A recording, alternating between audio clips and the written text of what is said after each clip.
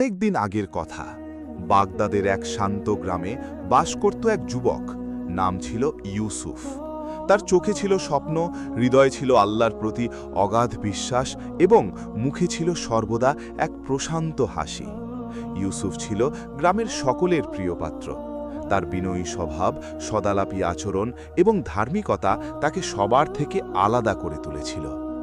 দিনের বেলায় সে তার পিতার সাথে খেতে কাজ করত, আর সন্ধ্যায় গ্রামের মসজিদে গিয়ে কুরআন ও হাদিসের জ্ঞান অর্জন করত। তার জীবনের একমাত্র লক্ষ্য ছিল আল্লাহর সন্তুষ্টি অর্জন করা এবং দ্বীনের পথে অবিচল থাকা। ইউসুফের পরিবার ছিল অত্যন্ত দরিদ্র। তাদের ছোট্ট মাটির ঘরটি ছিল বাগদাদের বিশাল অট্টালিকাগুলোর তুলনায় নগণ্য, কিন্তু সেই ঘরে ছিল শান্তি ও ভালোবাসার অফুরন্ত ভাণ্ডার। ইউসুফের পিতা একজন সহজ সরল কৃষক। তাকে সবসময় একটি কথাই শেখাতেন, বৎস, মনে রেখো, আল্লাহ যা করেন ভালোর জন্যই করেন। বিপদ আসুক বা সুখ, সবসময় আল্লাহর উপর ভরসা রাখবে। এই কথাটি ইউসুফের হৃদয়ে গভীরভাবে প্রথিত ছিল। সে বিশ্বাস করত প্রতিটি ঘটনার পেছনেই আল্লাহর কোনো না কোনো হেকমত লুকিয়ে থাকে, যা মানুষের ক্ষুদ্র জ্ঞানে বোঝা সম্ভব নয়। একদিন বাগদাদের বাজার থেকে ফেরার পথে ইউসুফ একদল বণিককে দেখল। তাদের পোশাক পরিচ্ছেদ, তাদের সাথে থাকা মূল্যবান সামগ্রী এবং তাদের আত্মবিশ্বাসী চালচলন ইউসুফকে মুগ্ধ করল। সে তাদের কথা শুনছিল। তারা দূর দূরান্তের দেশ থেকে পণ্য এনে বাগদাদে বিক্রি করছে এবং প্রচুর মুনাফা অর্জন করছে। ইউসুফের মনেও সুদূর ভ্রমণের এক সুপ্ত আকাঙ্ক্ষা জেগে উঠল। সে ভাবল, যদি সেও এমন ব্যবসা করতে পারত, তাহলে তার পরিবারের দারিদ্র্য দূর হতো এবং সে আল্লাহর পথে আরও বেশি দান খায়রাত করতে পারত। কিন্তু ইউসুফের কাছে কোনো পুঁজি ছিল না। তার পরিবার এতটাই দরিদ্র ছিল যে প্রতিদিনের আহার জোটানোই ছিল তাদের জন্য এক কঠিন সংগ্রাম। তার এই স্বপ্ন যেন এক অলীক কল্পনা মনে হচ্ছিল। তবুও সে হতাশ হল না। সে আল্লাহর কাছে দোয়া করল এবং তার পিতার শেখানো কথাটি স্মরণ করল, আল্লাহ যা করেন ভালোর জন্যই করেন। সে বিশ্বাস করত, যদি এই স্বপ্ন তার জন্য কল্যাণকর হয়, তবে আল্লাহ অবশ্যই তার জন্য পথ খুলে দেবেন। কয়েকদিন পর গ্রামে এক অপ্রত্যাশিত ঘটনা ঘটল। এক ধনী বণিক, যিনি বাগদাদের এক সম্ভ্রান্ত পরিবারের সদস্য ছিলেন, তার কাফেলা নিয়ে সেই গ্রামের পাশ দিয়ে যাচ্ছিলেন। পথিমধ্যে তার কাফেলার একটি চাকা ভেঙে গেল এবং তারা গ্রামে আশ্রয় নিতে বাধ্য হলেন। ইউসুফ এবং গ্রামের অন্যান্য যুবকেরা তাদের সাহায্যে এগিয়ে এলো। ইউসুফের কর্মঠতা, সততা এবং বিনয়ী আচরণ সেই বণিকের নজর কাড়ল। বণিক ইউসুফের সাথে কথা বলে তার স্বপ্ন ও আকাঙ্ক্ষার কথা জানতে পারলেন। বণিক ইউসুফের প্রতি অত্যন্ত সন্তুষ্ট হলেন। তিনি ইউসুফকে বাগদাদে তার সাথে কাজ করার প্রস্তাব দিলেন। ইউসুফ প্রথমে দ্বিধায় পড়ল। তার পরিবারকে ছেড়ে এত দূরে যাওয়া তার জন্য কঠিন ছিল, কিন্তু তার পিতা তাকে উৎসাহিত করলেন। তিনি বললেন, ইউসুফ, এটি হয়তো আল্লাহর পক্ষ থেকে তোমার জন্য এক সুযোগ। তুমি যাও, আল্লাহর উপর ভরসা রাখো। ইউসুফ তার পিতার কথা মেনে নিল এবং বণিকের সাথে বাগদাদের উদ্দেশ্যে রওনা হল। তার মনে ছিল এক মিশ্র অনুভূতি। একদিকে নতুন জীবনের উত্তেজনা, অন্যদিকে প্রিয় গ্রাম ও পরিবারকে ছেড়ে যাওয়ার বেদনা। সে জানত না তার জন্য কি অপেক্ষা করছে, কিন্তু তার হৃদয়ে ছিল এই দৃঢ় বিশ্বাস, আল্লাহ যা করেন ভালোর জন্য করেন। বাগদাদের পথ ছিল দীর্ঘ এবং ধুলোমাখা, কিন্তু ইউসুফের হৃদয়ে ছিল এক নতুন উদ্দীপনা। বণিকের কাফেলার সাথে চলতে চলতে সে বাগদাদের বিশালতা ও জাঁকজমক দেখে বিস্মিত হচ্ছিল। উঁচু উঁচু দালান, ব্যস্ত বাজার আর মানুষের কোলাহলকে সম্পূর্ণ ভিন্ন ছিল। বণিকের বাড়িতে পৌঁছে ইউসুফ দেখল সেটি এক বিশাল প্রাসাদ তুল্য অট্টালিকা, যেখানে দাস দাসী ও কর্মচারীদের আনাগোনা লেগেই আছে। বণিক ইউসুফকে তার ব্যক্তিগত সহকারী হিসেবে নিযুক্ত করলেন। ইউসুফের সততা, কর্মঠতা এবং তীক্ষ্ণ বুদ্ধি অল্পদিনেই বণিকের মন জয় করে নিল। সে দ্রুতই ব্যবসার খুঁটিনাটি শিখে ফেলল এবং বণিকের বিশ্বস্ত পাত্র হয়ে উঠল। বাগদাদের ঝলমলে আলোয় ইউসুফের জীবন যেন এক নতুন দিগন্তে প্রবেশ করল। সে তার পরিবারের দারিদ্র্য দূর করার স্বপ্ন দেখতে শুরু করল। তার মনে ছিল আল্লাহর প্রতি কৃতজ্ঞতা, কারণ তিনি তার জন্য এমন এক সুযোগ তৈরি করে দিয়েছেন। কিন্তু সুখ যেন ইউসুফের জীবনে বেশি দিন স্থায়ী হল না। একদিন বণিকের এক প্রতিদ্বন্দ্বী, যে ইউসুফের উন্নতিতে ঈর্ষান্বিত ছিল, সে ইউসুফের বিরুদ্ধে এক মিথ্যা অভিযোগ আনল। সে অভিযোগ করল যে ইউসুফ বণিকের অর্থ আত্মসাৎ করেছে। বণিক প্রথমে বিশ্বাস করতে চাইলেন না, কারণ তিনি ইউসুফকে খুব ভালো করে চিনতেন। কিন্তু প্রতিদ্বন্দ্বী বণিক এমন কিছু জাল প্রমাণ পেশ করল যা দেখে বণিকও দ্বিধায় পড়ে গেলেন। ইউসুফ নিজেকে নির্দোষ প্রমাণ করার অনেক চেষ্টা করল, কিন্তু তার কথা কেউ শুনল না। তার সরলতা এবং সত্যবাদিতা বাগদাদের জটিল রাজনীতি ও ষড়যন্ত্রের কাছে হেরে গেল। বণিকের মনে সন্দেহ দানা বাঁধতে শুরু করল। তিনি ইউসুফকে বিশ্বাস করতে পারছিলেন না, আবার অবিশ্বাসও করতে পারছিলেন না। অবশেষে তিনি সিদ্ধান্ত নিলেন যে ইউসুফকে কারাগারে পাঠানো হবে, যতক্ষণ না সত্য উদ্ঘাটিত হয়। কারাগারের অন্ধকার প্রকোষ্ঠে ইউসুফ একা বসেছিল। তার মন দুঃখে ভারাক্রান্ত ছিল। সে ভাবছিল, কেন তার সাথে এমন হলো? সে তো কোনো অন্যায় করেনি। তার পরিবারের কথা মনে পড়ল, যারা তার সাফল্যের আশায় পথ চেয়ে আছে। তার পিতার সেই কথাটি মনে পড়ল, আল্লাহ যা করেন ভালোর জন্যই করেন। কিন্তু এই মুহূর্তে তার কাছে সবকিছুই অর্থহীন মনে হচ্ছিল। তার ঈমান যেন এক কঠিন পরীক্ষার সম্মুখীন হল। কারাগারের নির্জনতায় ইউসুফ আল্লাহর কাছে আশ্রয় চাইল। সে দোয়া করল, হে আল্লাহ, তুমি একমাত্র সত্য জানো, তুমি আমাকে এই বিপদ থেকে রক্ষা করো। সে কুরআন তেলাওয়াত করতে শুরু করল এবং আল্লাহর জিকিরে মগ্ন হল। ধীরে ধীরে তার হৃদয়ে এক অদ্ভুত প্রশান্তি নেমে এলো। সে বুঝতে পারল, এটিও আল্লাহর পক্ষ থেকে এক পরীক্ষা। তাকে ধৈর্য ধরতে হবে এবং আল্লাহর উপর ভরসা রাখতে হবে। কারাগারে ইউসুফ আরও অনেক নিরপরাধ মানুষের সাথে পরিচিত হল। তাদের দুঃখ কষ্ট দেখে ইউসুফের মন আরও নরম হল। সে তাদের সাথে তার জ্ঞান ও অভিজ্ঞতা ভাগ করে নিতে শুরু করল। সে তাদের আল্লাহর পথে চলার উপদেশ দিত এবং তাদের মনে আশা জাগাত। কারাগারের অন্ধকার প্রকোষ্ঠ যেন তার জন্য এক শিক্ষালয়ে পরিণত হল, যেখানে সে ধৈর্য, সহনশীলতা এবং আল্লাহর প্রতি অবিচল আস্থার নতুন অর্থ খুঁজে পেল। কারাগারের প্রতিটি দিন ছিল ইউসুফের জন্য এক দীর্ঘ পরীক্ষা। সেই স্যাঁতসেঁতে দেওয়ালার অন্ধকারের মাঝেও ইউসুফ তার মনোবল হারায়নি। সে জানত আল্লাহ তাকে দেখছেন এবং তার প্রতিটি কষ্টের প্রতিদান তিনি দেবেন। ইউসুফ কারাগারে কেবল নিজের মুক্তির জন্য দোয়া করত না, বরং সে তার সহবন্দীদের মধ্যেও দিনের আলো ছড়িয়ে দিচ্ছিল। তার আচরণে মুগ্ধ হয়ে অনেক বন্দী তাদের জীবনের ভুলগুলো বুঝতে পেরে আল্লাহর পথে ফিরে আসতে শুরু করল। একদিন কারাগারের প্রধান রক্ষী ইউসুফের কাছে এলো। রক্ষীটি ছিল অত্যন্ত কঠোর প্রকৃতির, কিন্তু ইউসুফের শান্ত ও বিনয়ী স্বভাব তাকে ভাবিয়ে তুলেছিল। সে দেখছিল, যেখানে অন্য বন্দীরা সারাক্ষণ চিৎকার চেঁচামেচি আর বিবাদে লিপ্ত থাকে, সেখানে ইউসুফ শান্তভাবে আল্লাহর ইবাদত করে এবং অন্যদের সাহায্য করে। রক্ষী ইউসুফকে জিজ্ঞেস করল, হে যুবক, তুমি কেন এখানে?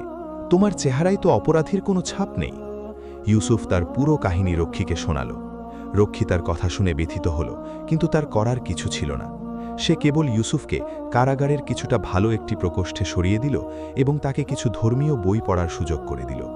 ইউসুফ একে আল্লাহর এক নেয়ামত হিসেবে গ্রহণ করল। সে ভাবল, হয়তো আল্লাহ আমাকে এখানে পাঠিয়েছেন যাতে আমি এই মানুষগুলোর কাছে ইসলামের বার্তা পৌঁছে দিতে পারি। কয়েক মাস কেটে গেল।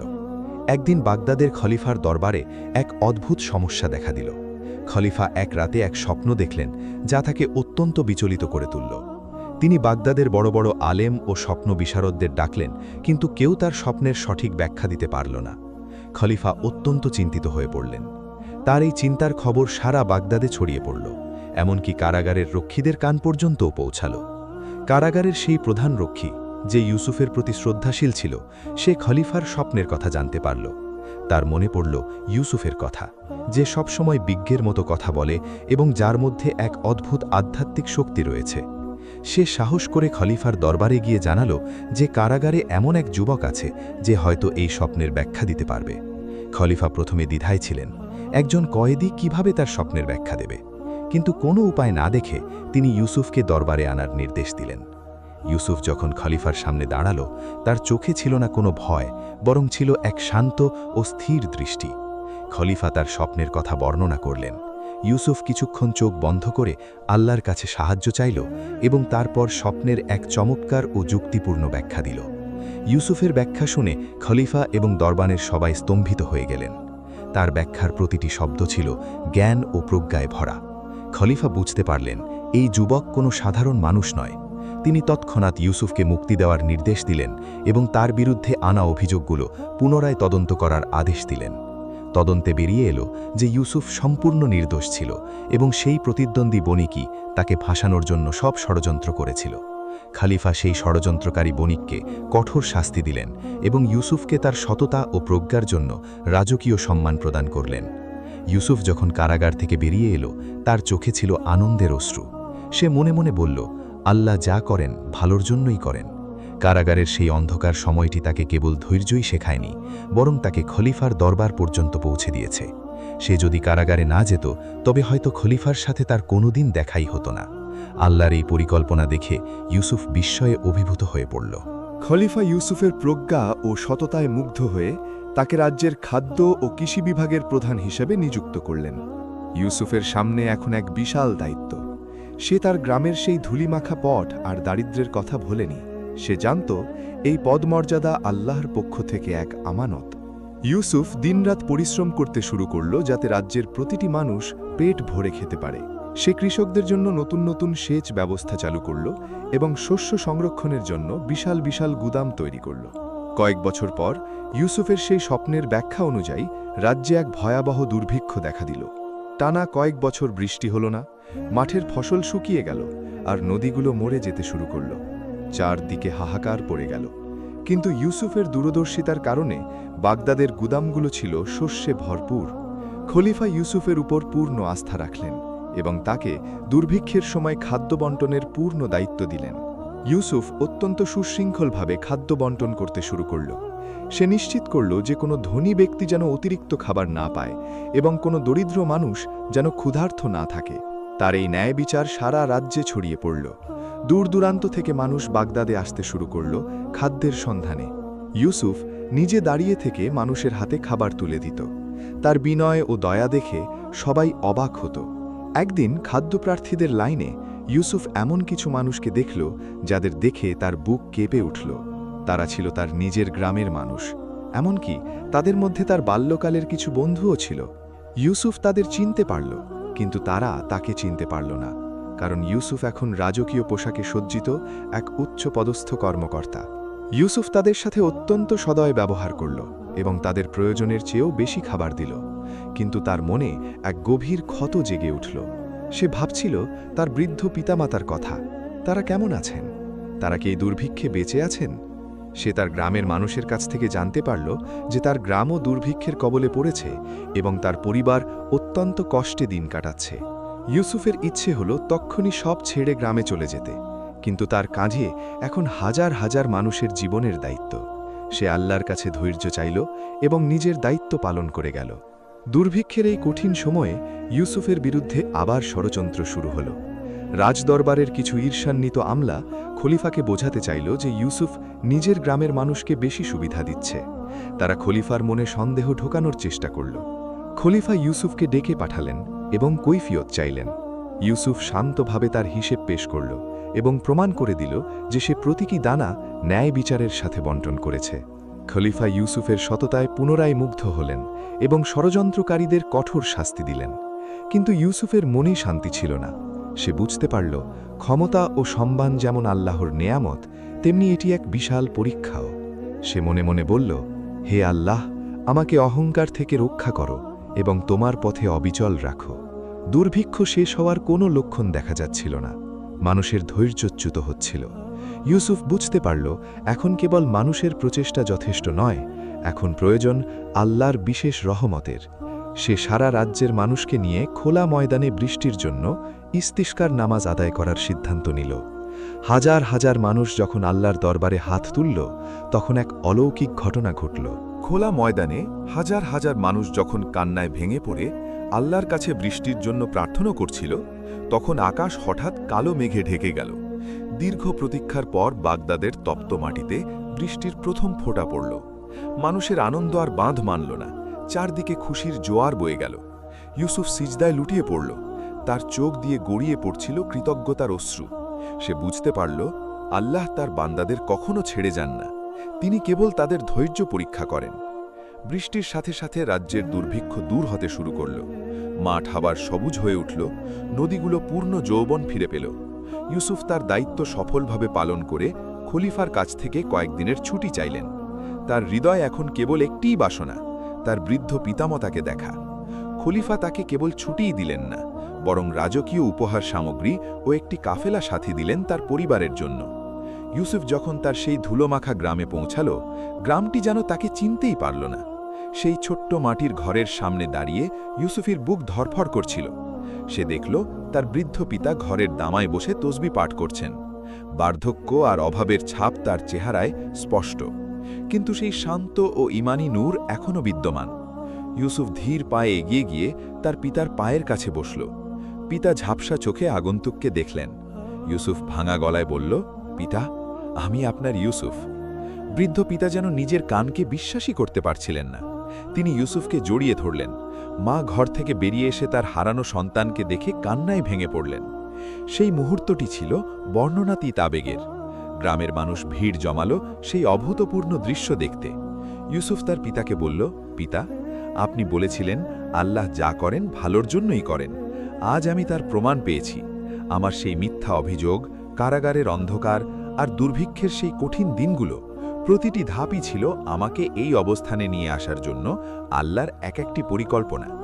আমি যদি সেই কষ্টের পথ পাড়ি না দিতাম, তবে আজ আমি এই অবস্থানে আসতে পারতাম না এবং হাজার হাজার মানুষের সেবা করতে পারতাম না। পিতা মুচকি হেসে বললেন, বৎস, আল্লাহ তার বান্দাদের উপর যে পরীক্ষা চাপিয়ে দেন, তার ভেতরেই লুকিয়ে থাকে তার অসীম করুণা। যে ব্যক্তি সবর করে এবং আল্লাহর উপর পূর্ণ আস্থা রাখে, আল্লাহ তাকে এমন জায়গা থেকে রিজিক ও সম্মান দান করেন যা সে কল্পনাও করতে পারে না। ইউসুফ তার পরিবারকে বাগদাদে নিয়ে এলো। সে খলিফার দরবারে তার দায়িত্ব পালন করে যেতে লাগল, কিন্তু তার মনে কখনো অহংকার দানা বাঁধতে পারেনি। সে সব সময় মনে রাখত যে সে এক সাধারণ গ্রামের যুবক এবং তার যা কিছু আছে সব আল্লাহর দান। সে তার বাকি জীবন মানুষের সেবা এবং দ্বীনের প্রসারে উৎসর্গ করল। প্রিয় দর্শক, ইউসুফের এই কাহিনী আমাদের শেখায় যে জীবনের প্রতিটি মোড়ে, প্রতিটি বিপদে আমাদের উচিত আল্লাহর উপর ভরসা রাখা। আমাদের ক্ষুদ্র জ্ঞান দিয়ে হয়তো আমরা তাৎক্ষণিক দুঃখ বা বিপদকে খারাপ মনে করি, কিন্তু মহাপ্রজ্ঞাময় আল্লাহ আমাদের জন্য যা নির্ধারণ করে রেখেছেন তাই আমাদের জন্য সর্বোত্তম। তাই সব সময় বলুন, আলহামদুলিল্লাহ, আল্লাহ যা করেন ভালোর জন্যই করেন। এই সত্য ঘটনাটি আপনার বন্ধুদের সাথে শেয়ার করুন এবং তাদের মনেও ঈমানের আলো জ্বালিয়ে দিন। আল্লাহ আমাদের সবাইকে ইউসুফের মতো ধৈর্য ও ঈমান দান করুন। আমিন।